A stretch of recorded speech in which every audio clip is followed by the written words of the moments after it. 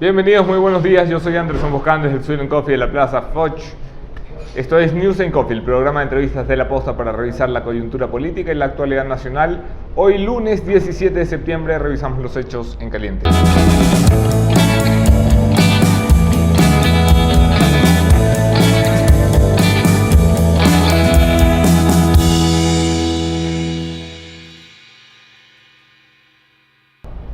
En caliente, las fuerzas de seguridad del Estado colombiano rodearon el fin de semana, el sábado a las 6:29, según los reportes de inteligencia, una vivienda en la que se encontraba alias Guacho, quien, según el reporte de las fuerzas de seguridad, habría recibido 2 impactos de bala por la espalda. Fue luego llevado o rescatado por 2 de sus colegas o compinches río arriba, y las fuerzas de seguridad del Ecuador y de Colombia están peinando la zona a la búsqueda de qué pasó con Guacho, si resultó gravemente herido, si falleció o qué ha pasado. El presidente de la República ha prometido que no habrá impunidad, aunque todavía no tenemos verdad, que es casi tan importante como la no impunidad.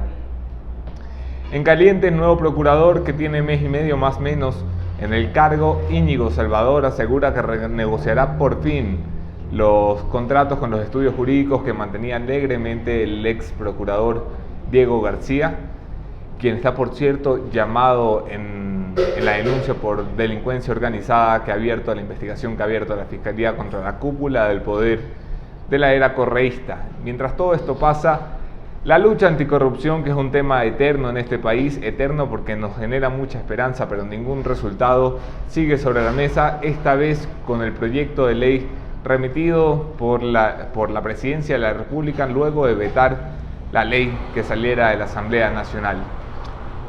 ¿Cómo va la lucha anticorrupción? Se lo pregunto a una de las personas que mejor puede hablar sobre el tema, Fernando Villavicencio.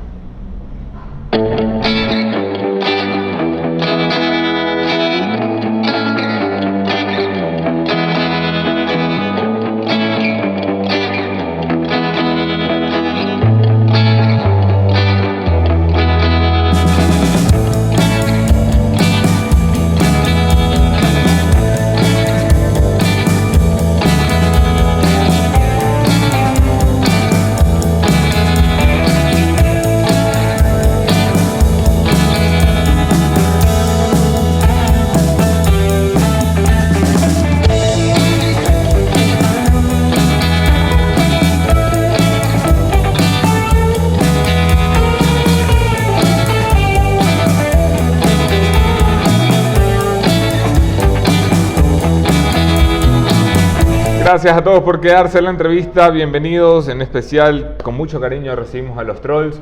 Gracias a Hyundai y a Sweden Coffee, patrocinadores de este espacio de periodismo independiente, y gracias a Fernando Villavicencio, invitado de lujo, siempre bien recibido. ¿Ya te han servido café? Todavía no. Qué mal te atiende en este programa, por eso que no vienes, hombre. No, las coimas. Lucha anticorrupción, Fernando Villavicencio. Tenemos años hablando de lo mismo. Tenemos 1 año y medio con la promesa presidencial de llevar una cirugía mayor a la corrupción, una ley remitida a la Asamblea, una promesa de contratación de empresas que buscan el dinero, una fiscalía que está iniciando procesos contra la cúpula. ¿Avanzamos o no avanzamos? Bueno, vamos por partes y buen día. Tenemos años de investigar y denunciar. Al comienzo, contracorriente, un puñado de comunicadores principalmente, poquísimos políticos, casi nadie. Las instituciones eran parte del silencio estatal. Es decir, ese puñado de comunicadores audaces, valientes, en la oscuridad, perseguidos, hicimos un importante trabajo, me incluyo. Por contar supuesto, con los dedos de la mano a esos valientes periodistas, locos algunos, que se dieron la osadía de investigar al Correato. Ahí ya se levantaron expedientes, para utilizar un nombre, preexpedientes periodísticos que podrían servir de base para un expediente judicial. Al menos yo he investigado 120 casos. Hoy lo estamos subiendo y documentando en el nuevo portal de periodismo de investigación.com, La Fuente. Y ahí se puede notar cómo desde el año 2007 en adelante se ha hecho un importante trabajo. No es un trabajo mío, no más. Es un trabajo de mucha gente que facilitó información. El periodismo no es cosecha de uno, del que escribe, es un proceso social de construcción colectiva. Y por eso yo quiero agradecer y decirle a esa gente que facilitó la información y que sigue facilitando que ese producto también es de ellos. Segundo, al final del correato, ¿sí?, el país sintió, vivió, empezó a vivir una profunda esperanza de cambio, de recuperación de la justicia, de independencia, de libertades, y de que estas instituciones que se mantuvieron en silencio, ¿sí?, hoy puedan despertar, sacudirse y hacer el trabajo que los periodistas hicimos antes, en condiciones muy adversas, muy difíciles. Y ahí viene el tema. Sí hubo una especie de canto, sí hubo una especie de alegría, sí hubo fuegos pirotécnicos, pero de ahí no ha pasado en serio. Lo que ha habido es un poco de circo, o mucho circo, y muy poca carne en el asadero. ¿Te prestaste tú para ese circo cuando te reuniste con el presidente de la Asamblea, José Serrano, y con el presidente de la República, Lenín Moreno? Me reuní con las principales instituciones, porque eso lo hice antes también. Por eso ahora me dicen o me han dicho que soy activista político, un honor. Porque cuando no había políticos, los políticos estaban desayunando, almorzando y merendando en Carón de Led y temblándole las canillas, le tocó al periodismo hacer periodismo y también hacer, se llama política, llevar esos documentos de información a la justicia. Por uno de esos casos, recuerda tú, por llevar esa información sobre el 30S, cuando nadie podía abrir la boca, el que abría la boca en este país, 3 locos, ¿sí?, Villavicencio, Jiménez, Figueroa y Villavicencio, pedimos a la Fiscalía que investiguen el fraude del 30S, que no hubo ni intento de golpe de Estado, ni intento de magnicidio, ni intento de secuestro, ni siquiera intento. ¿Qué fuimos? ¿Cuál fue el resultado? Una persecución feroz, una condena de 1 año, ¿sí? Ahora veo que otros que nunca estuvieron, ¿sí?, van y piden que se investigue a la Fiscalía. Ahora cuando ya es facilito para salir en las fotos, pero cuando era difícil, cuando te costaba la vida y la libertad, ahí no estaban, ¿sí? Entonces el país no puede perder la memoria. Y claro, yo entregué esa información a mi retorno de mi segundo exilio de Lima. Por supuesto. ¿Entregué a quién? Primero, al presidente Moreno, porque él fue el que me invitó. Él invitó a la ciudadanía responsable y dijo, vengan, entreguen información, antes de crear el 1-800 delito. ¿Sí? Eso ya es 1 año. 1 año. Yo regresé de Perú esperanzadísimo, cargado de documentos, quebrado el lomo. Aquí está, señor, 5.000 fojas. Mi esposa estuvo a mi lado. Conversamos. Él me decía 1, yo le decía 3 casos de corrupción. Él me contaba las cifras, yo le repetía y le amplificaba las cifras y decía, sí, Fernando, todo lo que tú has investigado es cierto. ¿Verdad? Eso me dijo el presidente. Eso dijo, textualmente. Dijo, menos unas cositas que me investigaste a mí. Y ahí nos reímos. ¿Qué podía ser cierto? Bueno, es como un meado del Amazonas, en realidad. Pero hay otras cosas grandes de las que estábamos interesados, como los negocios de Petrochina, Refinería Esmeraldas, del Pacífico, Coca-Cola, Sinclair dejamos a un lado para no herir susceptibilidades, pasamos ahí, Toachi Pilatón y todo. En todo estaba de acuerdo. Y el objetivo era coincidente. Yo salí, llevé la información al Ministerio de Hidrocarburos y le conté la misma historia. Con Carlos Pérez, ministro de Hidrocarburos. Por supuesto, se comprometió a impulsar un proceso. Dijo que iba a hacer el seguimiento de las cuentas, lo recuerdo claramente, declaraciones después de esa reunión en la que el ministro se comprometía con la información entregada a seguir el rastro del dinero. Pero es que no es cualquier información. Esa información también la entregué a Carlos Vaca Mancheno, ¿sí?, cuando llegué de Perú. Pero es que no es cualquier información, Anderson. ¿De qué estamos hablando? Números de cuentas. Una decena de números de cuentas. ¿Números de cuenta de quién? De los intermediarios. Okay. Contratos firmados entre los intermediarios y las empresas que cargan el crudo. ¿Sí? Toda una arquitectura offshore, mapeado, escrito, subrayado. Hey, pidan a Estados Unidos, al banco tal, la cuenta tal, a Panamá, a Nueva Zelanda, a Dubái, Delaware, etcétera. El fiscal general Paul Pérez Reina pidió nada más entrar a la Fiscalía General del Estado una cooperación internacional, una asistencia penal internacional para conseguir precisamente detalles de las cuentas en los países que ha señalado. No hay resultados de eso. Hasta el momento no hay resultados y seguimos esperando y vamos a seguir esperando. ¿Eso es culpa de quién? Yo creo que hay una parsimonia que enferma en la Fiscalía. Digo con todo respeto, yo le tengo una gran consideración al fiscal, pero creo que es ya el peso de una institución, sí, que está bañada de impunidad, la que no se puede mover. No solo en el caso Petrochina, ya debieron haber iniciado instrucción penal y mientras se espera la llegada de información de estos acuerdos internacionales, porque existe suficiente evidencia, en mi criterio, en criterio de muchos abogados, al menos indicios, para ¿no? acusar, por supuesto. Ahí se empieza. Mira, pero hay otros casos como Singue, que este periodista humildemente en 2015 pidió a Contraloría que investigue. Polit inició la investigación. Llegó el señor Celi y rapidito se bautizó con aplausos, con el informe de Singue diciendo que hay 5 millones. Es mucho más, superan los 70 millones. Pero bueno, ya 5. Y hemos pasado un año. Son 13 meses que está el informe con responsabilidad penal en la Fiscalía. La Fiscalía contrató 3 peritajes que coinciden, ratifican el informe de Contraloría y lo amplifican.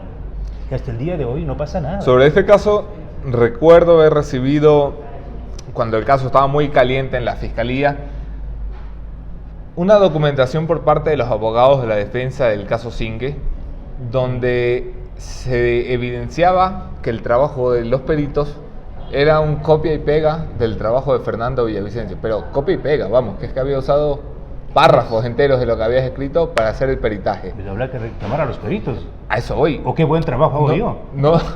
Sí. No es culpa también de las instituciones, quiero decir, que hagan un trabajo tan poco prolijo, donde un perito, mira, en el caso Singue, incapaz de revisar por sí solo, tiene que ir a Focus o a la fuente. Yo sé quiénes impugnan eso.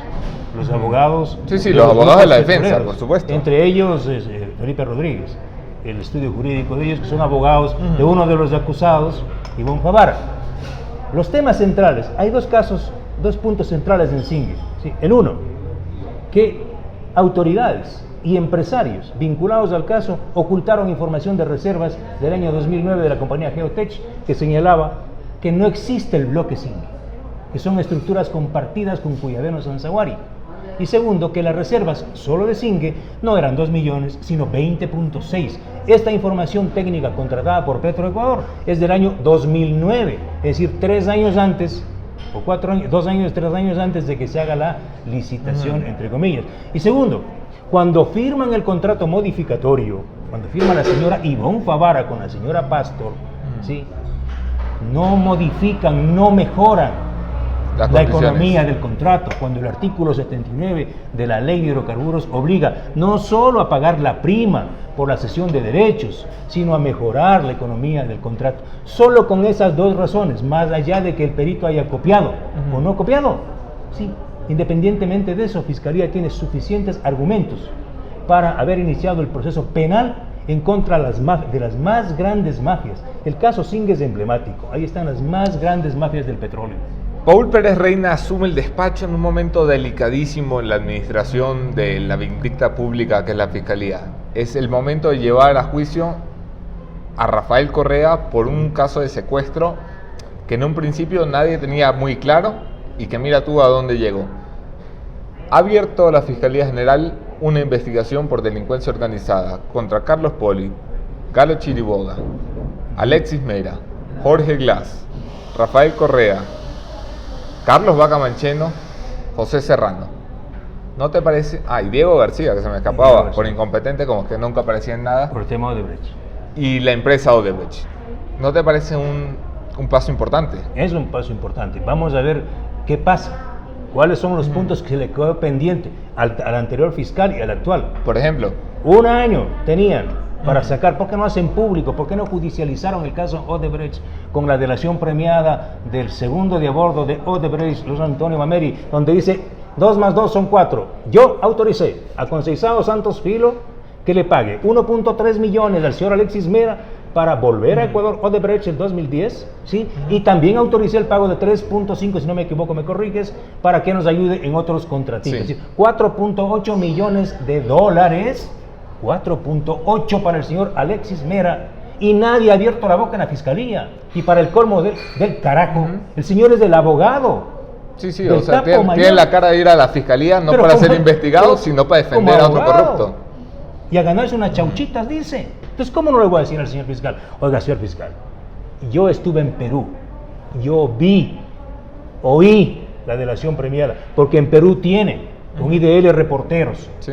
como también vi con IDL Reporteros e hicimos una publicación conjunta, yo desde Perú, desde el exilio, Sí, sí. sobre las delaciones premiadas de Fernando Fernández Besa, también de Odebrecht, y del señor y del otro ejecutivo de Odebrecht, de acá en el caso Toachi Pilatón, donde los dos concuerdan y dicen que el milloncito de dólares que les pasaron al señor Alexei Mosquera se hizo el momento en el que el señor Rafael Correa, dice, el presidente de la República y el presidente del directorio del FEICE, Galo Alfredo Chiriboga Zambrano, autorizaron la transferencia de 112 millones de dólares del FEICE a la cuenta de Odebrecht. ¿Y dónde están esas delaciones premiadas? Yo lo publiqué, lean por favor, hoy está en mi portal. ¿Cómo es posible que pase eso? O sea, ¿cómo es posible que la justicia sea selectiva para decir a este delator sí le creo y sí le sigo el proceso, todas las ramificaciones y me llevo a Jorge Iglesia Jacana 6 años a que pase en un hotel en la cárcel 4 y las demás delaciones que implican a otros miembros de la banda de criminales que nos gobernaba? No, simplemente no pasa acá. Deberíamos almorzar, aquí debería de ser un programa de almuerzo conmigo. Vamos Pero a hacerlo hasta el almuerzo. Es que miren, el tema refinería del Pacífico, que también involucra a Odebrecht. ¿Quiénes recibieron las primeras transferencias? Los señores venezolanos, el señor Alexis Arellano, 6 millones de dólares, el señor Salas, miembros del directorio de refinería del Pacífico. Esto es sumamente importante. Este periodista humilde les entregó decenas de actas del directorio de la refinería donde se prueba lo siguiente, que fue Jorge Glass quien dispuso, y está en las actas, contraviniendo disposiciones y la normativa, ¿sí?, de la refinería del Pacífico, de que no se podía contratar ninguna obra civil, llámese la remoción de tierras o el acueducto a la Esperanza, mientras no esté firmado el contrato de financiamiento de la refinería y acabada la ingeniería básica. Y autorizan contratar con Odebrecht el señor Pavel Muñoz, Wilson Pasto, Jorge Glass, Nelson Martínez, que hoy está preso. ¿Quién le trae Anderson a las empresas que trabajaron en Refinería del Pacífico y Esmeraldas? Es Nelson Martínez, gerente de PDVSA, que hoy está preso en PDVSA. O sea, si Maduro lo metió preso es que realmente es el más grande de los corruptos. Para que el chavismo diga tú eres corrupto, imagínate lo que tienes que hacer. Mira, este señor Nelson Alexis Arellano, que tiene orden de captura, regresó a trabajar en PDVSA.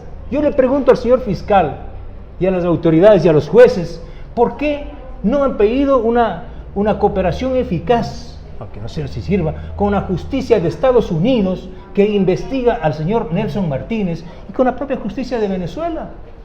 ¿Por qué razón? Si ellos son los que causaron esto. Y ahora viene el señor ministro Carlos Pérez a decir esto.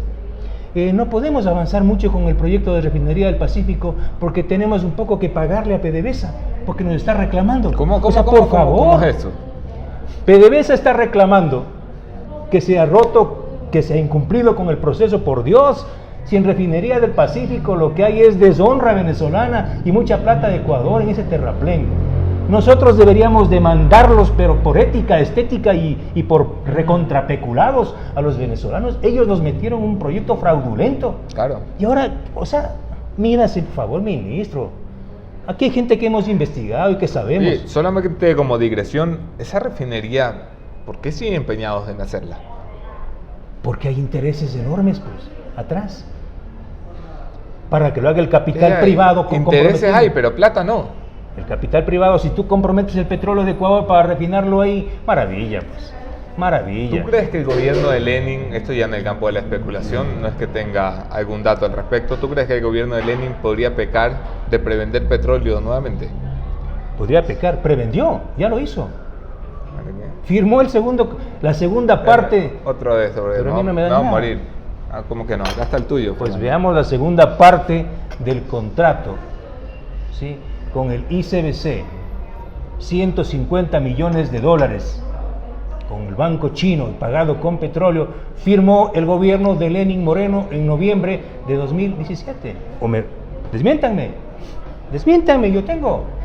Pese a que el presidente Moreno advirtió de que no se continuarán con este modelo de contratos. ¿Quién firma eso? Petroecuador. Enviaron a la subgerente financiera de Petroecuador a Beijing a firmar, porque ni el ministro, ni el gerente de Petroecuador quiso fajarse porque le temblaba. Entonces agarraron a una pobre señora, ¿sí?, a la subgerente financiera, le pusieron en un avión, le mandaron a Beijing con un traductor. Vaya, mijita, tengo unos viáticos y firme. Por ahí, y fue y firmó a nombre del Estado ecuatoriano 150 millones de dólares. No estoy mintiendo, pagados con petróleo.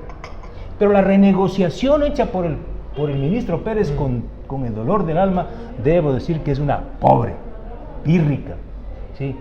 Se llama coger migajas. Yo les voy a traer, pero el mes anterior, luego de la renegociación de los contratos con los chinos y tailandeses, el país sigue perdiendo $4 por cada barril. $4. No le puedo acusar a Correa, pues. Presidente Moreno, ¿por qué razón no hacen licitación? Carlos Pérez no ha admitido que se pierdan $4 por barril. No va a admitir nunca, pero yo que me refute. A ver, refúteme, ministro Pérez, con papeles. Y dígame por qué no hacen licitación para vender el crudo napo. El 100% del crudo napo se vende a China, se entrega a dedo a China, sin licitación. ¿Saben con qué castigo? $10 por barril. ¿Esto se hace por compromisos $10. adquiridos antes de Lenín Moreno o compromisos que adquirió el propio Lenín? Antes y con Lenín. Te estoy diciendo que firmaron un contrato. Ellos podían haber avanzado en un proceso de renegociación. Yo tengo, si quieres te saco, tengo una oferta de una gran financiera americana que les ofreció recomprar toda la deuda china y tailandesa. Es decir, yo les pago la deuda a los chinos y tailandeses. ¿Sabes a qué interés? 3%. ¿Por qué no se aceptó? 3%. Porque se mueren los intermediarios, pues.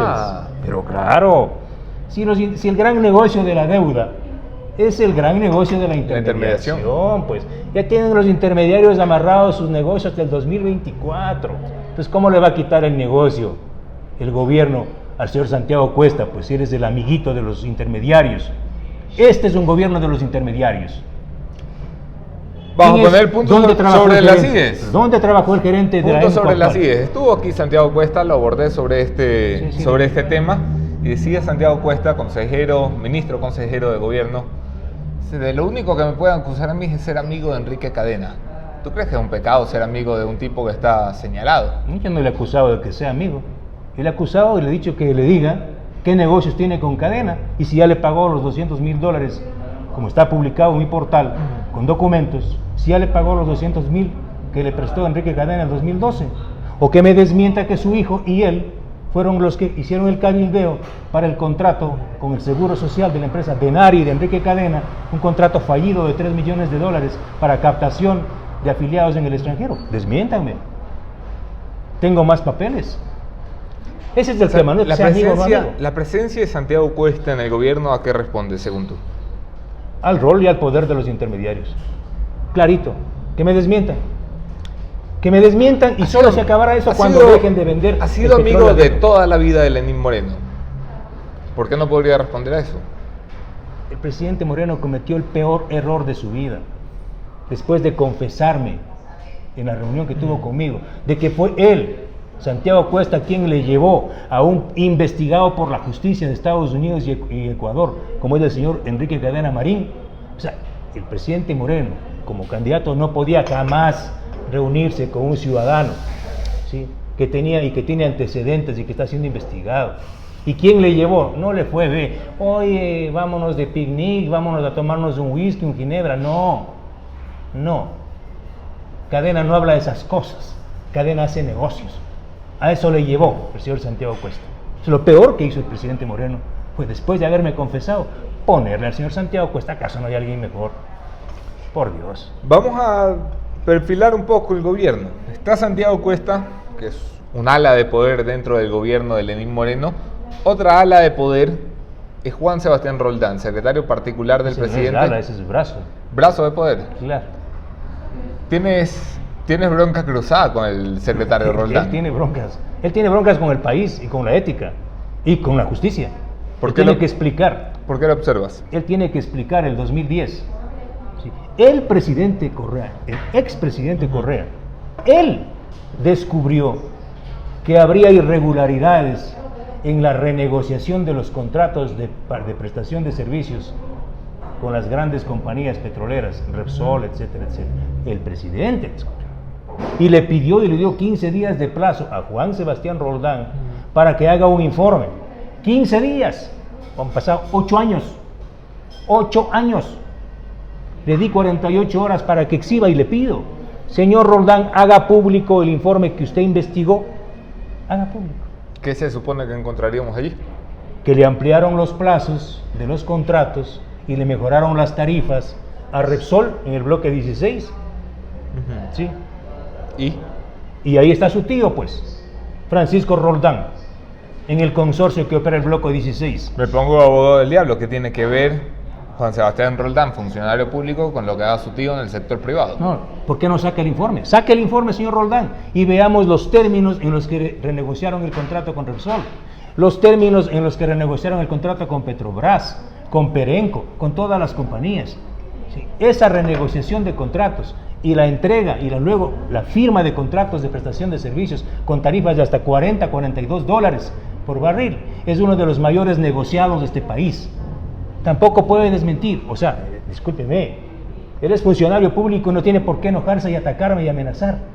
Él tiene que decir si es verdad o no que la compañía KBC, asociada con SK, son las que lideraron los dos proyectos mafiosos de Refinería del Pacífico y Refinería Esmeraldas, y que diga quién es el abogado de KBC. ¿Quién es? Francisco Roldán. El tío. Por supuesto. El tío no es que es el abogado o no, como salió a decir el señor Roldán. Es que mi tío no es el abogado, es peor. El tío es accionista de la empresa que maneja el estudio jurídico Pérez Bustamante, que son los que también trajeron a Worley Parsons. O le preguntamos al señor Pineda, ¿sí? Sí, hermano de Michael Pineda, Bruno Pineda, que fue el abogado de Worley Parsons. Es decir, son ellos los que manejaron en el correato del poder, ellos, los grandes estudios jurídicos. ¿Cómo es que un gobierno que promete una cirugía mayor a la corrupción tiene estos tropezones? ¿Cómo es que un presidente que anuncia la semana pasada una ley durísima que permite, por ejemplo, hombre, de ahí puedes hacer el negocio de tu vida? Si sabes dónde está la plata y se recupera, te quedas hasta el 20% del billete. ¿Cómo es que dando esa imagen de querer luchar contra la corrupción, seguimos envueltos en escándalos de corrupción casa dentro del gobierno? Me sale la palabra decepción. Estoy decepcionado del presidente Moreno y del gobierno. Porque mientras esté rodeado, sí, de los correístas, cuando dice que piden que entreguen y que van a contratar una empresa internacional, ya lo han contratado, ¿no? En algunos millones, llame a un gabinete, tómeles una foto, pues. Ahí están gran parte de los que son cómplices del mayor atraco de la historia de este país. Ahí están, no tiene por qué buscar. O sea, ¿qué está pagando empresa? Vea mis cuadros, de ahí le hice una infografía del Grupo Azul. O sea, por Dios, Anderson, hay una infografía, hay una delación premiada de la señora ex gerente financiera del Grupo Azul, sí, que pone con huellas y señales dónde está la plata, cómo se movió, dónde están las empresas del señor Phillips. Hoy mismo están vendiendo un dúplex aquí en Aquito Tenis. Lo vi. Me han comentado los propios condóminos. ¿Cómo puede ser posible? 1,5 millones, ¿no? Sí, 1,5 millones. Están vendiendo frescos. Y creo que una señora de Contraloría les va a comprar. Porque me han dado toda la información. Mientras aquí en este país la gente se muere de hambre.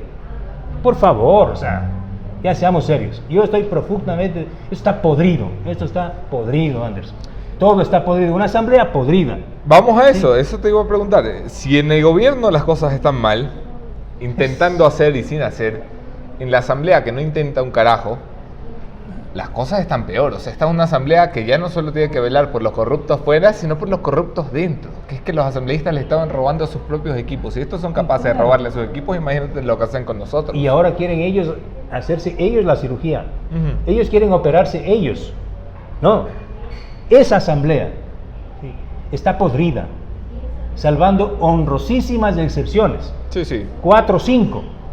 Esa asamblea tiene que irse. Quien tiene que sanearla no es desde adentro, con el respeto de algunos amigos asambleístas que quieren limpiarla por dentro. No, señores, es del pueblo, es la sociedad la que tiene que barrer, limpiar, sanear. desinfectar esa asamblea. ¿Qué vamos a volver, Fernando? Que se vayan todos. Vamos a volver al que se vayan todos. Exactamente. ¿Recuerdas lo que pasó la última vez en este país cuando dijimos que se vayan todos? Esta que vino un loco, aprovechó esa ola y se subió 10 años a la presidencia a robarnos. Esta es otra vez, hemos aprendido en 10 años. Yo no voy a ser parte de esta complicidad. ¿Sí? En nombre de la lucha contra la corrupción, mira lo que hizo el Consejo de Participación. ¿Sí? Claro, y aplaudimos, ¿no? Cambiaron a los malos y pusieron a otros no tan malos, que se están volviendo muy malos, porque la estructura es la podrida. Es la estructura la podrida. Y muchos están pescando a río revuelto. ¿Quién? Poniendo a sus amiguitos, ¿Quién? Miembros del Consejo de Participación, poniendo amiguitos en los organismos de control. Así se están eligiendo. Ese es el cambio que pidió el país. No, eso no pidió el país.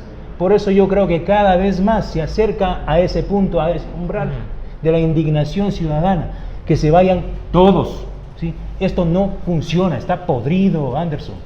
No hemos recuperado un centavo, 50 centavos para un chupete. Hay experiencias de recuperación de capitales, casos cercanos, Perú, Colombia. Brasil. Ninguno es extraordinariamente exitoso recuperando capitales. Colombia le recuperó el narco 4.000 millones de dólares. Solamente Pablo Escobar se supone que tenía 9.000.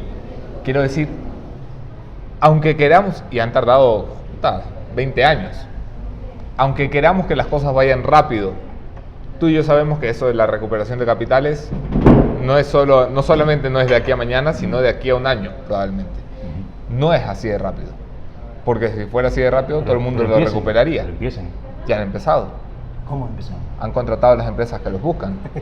Yo sé cómo funciona eso. ¿Cómo funciona? Yo sé cómo funciona. Yo sé, y voy a hacer una publicación. ¿Quiénes estuvieron atrás haciendo lobby para buscar a las empresas y dándoles el mapa? A esto sí y a esto sí. Ya van a ver, ya van a ver.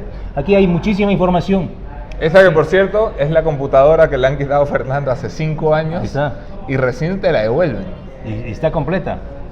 ¿Por qué no borraron la información? Porque se pegaban un tiro en la cabeza o en el pie. ¿Con qué me acusaban? Claro, imagínate que no hay la información. Hasta el porno está ahí. Todo completo, menos mal. Pero bueno, entonces tú me dices eso, pero mira, en cosas chiquitas, ya, al presidente Moreno. Porque el presidente es el 1800 delito, ¿no es cierto? Claro, sí. Ya, mire, con dron, yo denuncié en Focus, como un empresario de Refinería Esmeraldas le regaló una mansión al señor Marcelo Reyes López, en Cumbayá. Con dron, con escrituras, entren, no necesitan nada, está la escritura de cómo y la carta con la que le entrega la propiedad. Este señor se compró 5 propiedades de aquí, fue y se compró 5 propiedades en los Estados Unidos. La justicia de Ecuador, Anderson, no hizo nada, hasta el día de hoy no ha hecho nada. ¿Sí? Es la justicia de Estados Unidos la que lo tiene preso, 53 meses de prisión. ¿Y dónde están las propiedades? En manos de Estados Unidos. Esa plata ya no podemos recuperar. La plata de Alex Bravo en un banco suizo. Claro. Se va a quedar en Suiza. No, pero Suiza sí devuelve. Si no hay ningún proceso aquí, por Dios, aquí no hay ningún proceso. Aquí no hay ningún proceso. Aquí hay procesos por cohecho. Lo otro, ahorita lo de Frank Chatboro. Lean Focus, por Dios. Hace 2 años denuncié. Este señor que es el mago de las offshore. Por supuesto, cuando salieron los papeles de Panamá. Cuando publicamos lo del señor Luque de la empresa Galileo y la transferencia de plata. ¿Qué hizo la justicia en el caso del señor Luque? Yo publiqué las fotos de la casa, hasta los interiores de los autos de una mansión en Cumbayá de $2 millones. La fiscalía fue, allanó, ¡bravo! Aplauso del señor Carlos Vaca, ¡bravo! ¿Sí? 15 días después, le devolvieron la casa. Porque el señor Luque había hecho un día antes de la incautación, ¿sí? Del embargo, sí, había transferido a su hijo de 8 añitos, creo, la propiedad. A lo Correa. Después te puedo contar 20.000 de esas. Sí. Oye, esto no pasa también por la Corte Nacional de Justicia, porque al final los grandes capos de la corrupción en este país tienen fuera de Corte Nacional de Justicia. Fueron ministros, fueron presidentes, vicepresidentes. Y tenemos una corte que nos instaló el correísmo y de la que no nos hemos podido zafar. De la que debía zafarnos el Consejo de la Judicatura de Transición, que da más vergüenza que la Asamblea, que no pueden ponerse de acuerdo entre 5 pelagatos, y ahora no sabemos si vamos a poder evaluar o no a esta Corte, y probablemente, échale bola a esto, estos van a nombrar al presidente del Consejo de la Judicatura, estos 21 desadaptados van a nombrar al presidente del Consejo de la Judicatura. Así va a ser, porque no hay tiempo, no han hecho nada. ¿Y con qué calidad moral? Mira lo que está pasando en ese Consejo de la Judicatura. Entonces lo que hizo el doctor Trujillo se le está cayendo en pedazos. Y este país es así, somos así, gana la selección, salimos, nos emborrachamos, hacemos ídolos de barro, ¿sí? Al día siguiente, ahí están los resultados, no aprendemos nada, ¿sí? Por favor, es un trabajo serio y sostenido. Si ese Consejo de la Judicatura no renueva los jueces del correato metidos a dedo por Correa, ¿sí? Ellos son los que van a armar el nuevo proceso y el nuevo Consejo de la Judicatura y van a seguir manejando la Corte a su antojo. Es decir, se trata de impunidad consagrada. ¿Por qué? Por el leninismo. Vamos a la recta final de esta conversación, Fernando, que podríamos seguir hablando horas y horas sobre lo mismo. Pero vamos a cómo arreglamos este país de corruptos. Hablas, por ejemplo, del que se oyen todos. Vamos a las vías de solución. Nos gusta hablar de los problemas, hablemos de las soluciones. ¿Cómo arreglamos la justicia? Yo creo, primero, la sociedad tiene que apoderarse, empoderarse. No puedes hacer ningún cambio si la sociedad está quieta, si la sociedad está en casa, si la sociedad no se apropia de las calles y de la conciencia y de los documentos y de los elementos. Ese es el primer gesto, la primera actitud, la movilización de la conciencia social. Segundo, si la sociedad no acorrala, no pone contra la pared a los organismos de control, ¿quién lo va a hacer? ¿Sí? ¿La Fiscalía? ¿Qué está la Fiscalía? Todos los días ahí. No hay nadie atrás. Los 4 o 5 periodistas en los medios votando los documentos, no pasa nada más. Creo que es tarea de la sociedad. Es la sociedad la que tiene que asumir. No es solamente un problema de las autoridades que hemos nombrado. La política. Para que quede claro eso, el que se oyen todos. ¿Qué vía te gusta? ¿Qué? ¿Una muerte cruzada? ¿Una convocatoria de elecciones anticipadas que no está permitida en la Constitución? ¿En serio allí está la solución? En la clase política que hace medianamente lo que puede. Bueno, o sea, yo creo que las dos cosas. La movilización de la gente, la sociedad tiene que movilizarse. Y segundo, la propia institucionalidad tiene formas, la que tú estás planteando. ¿Sí? Sí. El Ejecutivo tiene ese arma en la mano, la muerte cruzada. Es una de las armas. Llamar a elecciones anticipadas. Esto no puede seguir así. No puede. O sea, nos han robado 60,000 millones de dólares. Nos han dejado endeudados en 60,000 millones de dólares. ¿Sí? No hay un solo centavo recuperado. Los delincuentes se pasean ahora ya ni siquiera con grilletes. No sé qué mierda están haciendo con los grilletes que no hay control. ¿Sí? Ni siquiera, o sea, ya por Dios, estamos en ese punto. Y pon los ojos en la calle y mira el desempleo, el subempleo. Este país se cae en pedazos. ¿Sí? Entonces, ¿a quién le toca asumir el destino? A la gente. En cualquier forma, la gente tiene que asumir su destino. Y el gobierno lo sabe. Y miren las encuestas. El gobierno lo sabe. Y la gente no es cojuda. La gente se siente engañada por todos. Y vas a ver que de aquí en meses esta consigna de que se vayan todos es la consigna que va a prender en el país. El presidente va camino al desplome, ¿no? En las cifras de 35 para abajo. Y si la gente sabe, le ofrecieron luchar contra la corrupción. Por favor, Anderson, que no van a subir los precios de los combustibles, que no va a haber el paquetazo.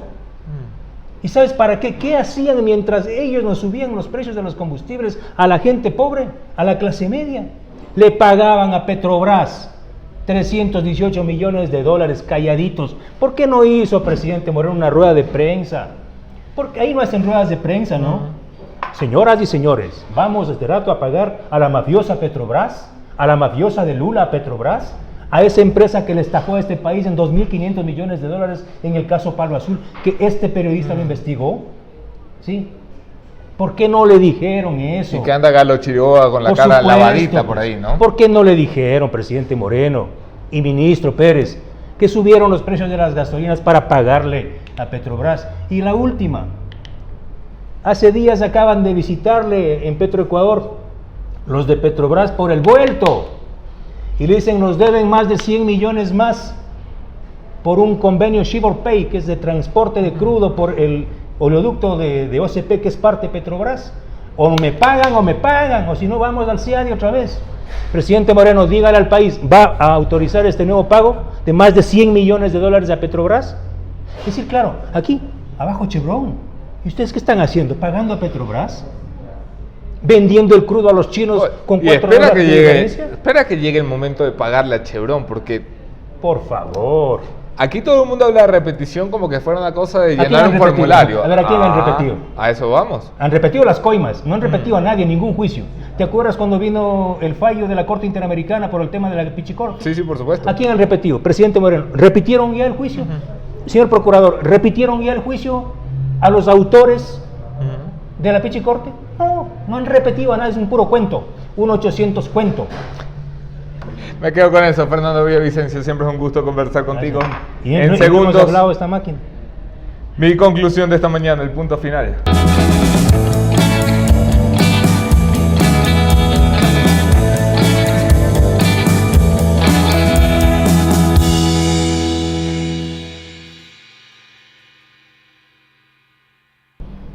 El Consejo de la Judicatura de Transición se ha ido de trompones desde su posesión. Comenzaron nombrando unos fiscales de pacotilla que había dejado Yalc en una lista, tuvieron que rectificarlo.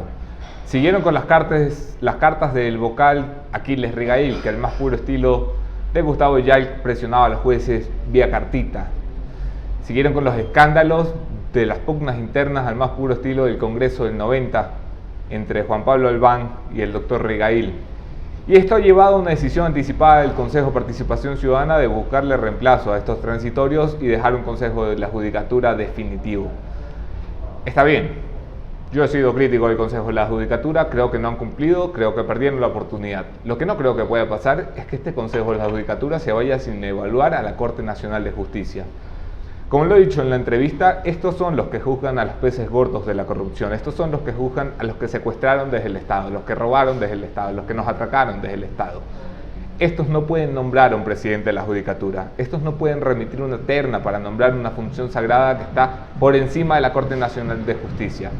Estos tienen que irse, tienen que ser evaluados por sus conocimientos, a ver cuántos pasan la prueba ahora que no tienen el banco de preguntas que vendía Gustavo Yalc y los suyos.